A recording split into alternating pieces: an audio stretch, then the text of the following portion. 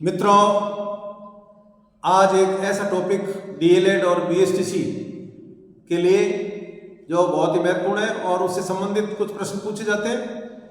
तो आपकी वो चेष्टा मैं इसे एक शायरी के साथ शुरू करता हूँ कि साथ सूरज के चलेंगे, साथ समय और समझ के चलेंगे तो बढ़ते जाएंगे। प्रिय मित्रों, सोचते रहे तो रुक जाएंगे। बिखेर दो चांदनी हर प्रतियोगिता की सफलता के लिए, एक दिन आप सफलता के लिए चांद बन जाएंगे, चांद बन जाएंगे।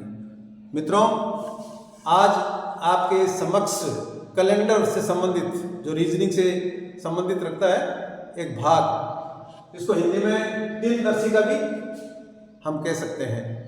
तो ऐसे प्रश्नों को जिसमें वार से संबंधित पूछा जाए कि इतनी तारीख को कौन सा वार था, लगभग सभी प्रतियोगिताओं में कैलेंडर से संबंधित ऐसे प्रश्न पूछे जाते हैं। उसके लिए आज हम एक ट्रिक्स आपके सम्मुख ला रहे हैं, उसका आप स्मरण करके अच्छे से अच्छे अंक प्राप्त कर सकते हैं। तो चलिए अपन चलते हैं कि महाकोड किस प्रकार स्मरण रखें। तो महाकोड में आपको एक तालिका दे रखी है जिसमें सामान्य वर्ष के लिए आपको जनवरी के लिए 1, फरवरी के लिए 4, मार्च के लिए 4, अप्रैल के लिए 0, मई के लिए 2, जून के लिए 5, जुलाई के लिए 0 और अगस्त के लिए 3, सितंबर के लिए 6, इसी प्रकार अक्टूबर के लिए 1, नवंबर के लिए 4 और दिसंबर के लिए 6।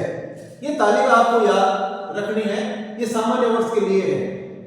और जब लीप या लौंद, जिसको अधिवर्ष भी कहते हैं, उसमें केवल आपको एक तो जनवरी 1 की जगह 0 और फरवरी में जो 4 है उसकी जगह 3 अंकन करके स्मरण करना है, और कोई ज्यादा इसमें अंतर नहीं। मैं पुनः आपको बताता हूं कि महाकोड में जनवरी में 1, फरवरी में 4, मार्च में 4, अप्रैल में 0, मई में 2, जून में 5, जुलाई में 0, अगस्त में 3, सितंबर में 6, अक्टूबर में 1, नवंबर में 4 और दिसंबर में ये जो 6, अर्थात ये तो सामान्य है। लेकिन लीप वर्ष में आपको केवल जनवरी में उसको 1 की जगह 0 मानना है और फरवरी में 4 की जगह 3 मानना है। अब हम चलते हैं कि सामान्य वर्ष जो इस कैलेंडर में हम देखते हैं उसमें अर्थात 4 का भाग नहीं जाता है, वह सामान्य वर्ष के रूप में जाना जाता है। जैसे 1991, 1999, 2007, 2003। इसमें जो फरवरी है वो 28 दिन की होगी और वर्ष में 365 दिन होंगे।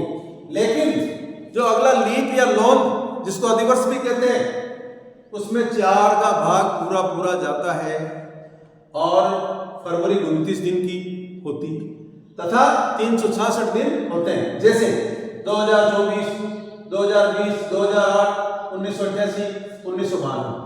तो ये अपने को जानकारी होनी चाहिए कि सामान्य वर्ष और लीप वर्ष इन्हें कहते हैं। अब हम चलते हैं कि शताब्दी के रूप में, कि शताब्दी के रूप में, शताब्दी में 400 का भाग, जैसे मान लीजिए 2024 है तो उस शताब्दी हम 2000 वाली 24 को नहीं, 2000 को अंकन करके और 4 का भाग उसमें दे देंगे।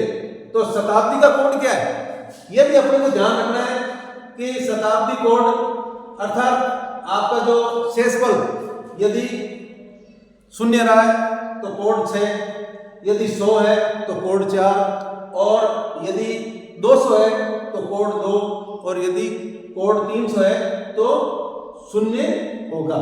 इसी प्रकार एक दिनों का कोड है आपके, देखिएगा इधर कि दिन और उसका शेषफल क्या होता है। तो शनिवार को 0, रविवार को 1, सोमवार को 2, मंगलवार को 3, बुधवार को 4 और गुरुवार को 5 और शुक्रवार को 6। ये इसके शेषफल के रूप में होंगे।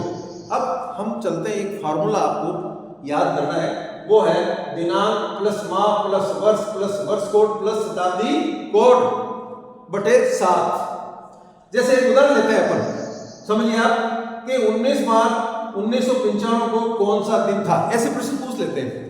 और बहुत ही सरल तरीका है कि आप इन कोड को ध्यान में रखते हुए इसका कैलकुलेशन कर सकते हैं। जैसे इसमें दे रखा है आपके दिनांक, तो दिनांक 19 को लिख देंगे। इसी प्रकार माह कोड, माह कौन सा, मार्च का अपन ने देखा 4, तो ये 4 हो गया। और फिर वर्ष कोड कौन सा है, वर्ष कोड है अर्थात 95, तो इसमें 95। और फिर अगला कौन सा है इसमें, शताब्दी कोड, शताब्दी कोड में 95, उसमें 4 का भाग लगाएंगे अर्थात 23 शेष होंगे। और फिर हम देखते हैं कि आपका शताब्दी कोड का ज्ञान करने के लिए उसमें 1900 में 400 का भाग लगा देंगे, शेष पर 300 रहेंगे अर्थात कोड 0 होगा। 0 को इसमें जोड़ते हुए पूरा टोटल जोड़ा है 141, इसको भाग कर देंगे 7 से, शेष पर बचता है 1 में अपन चलेंगे किस जगह, सीधे अपन इसका देखेंगे कि 1 में या तो 1 में रविवार, तो हमारा उत्तर होगा कि 19 मार्च 1995 को उस दिन रविवार था। तो साथियों इस प्रकार अपन जो है ये कैलकुलेशन करके कम समय में और अपन जो है अपने उत्तर सही अंकन कर सकते हैं, अच्छे अंक प्राप्त कर सकते हैं। और इस चीज की ओर आप अभ्यास, कम समय में अभ्यास अच्छे अंक प्राप्त कर सकते हैं। धन्यवाद।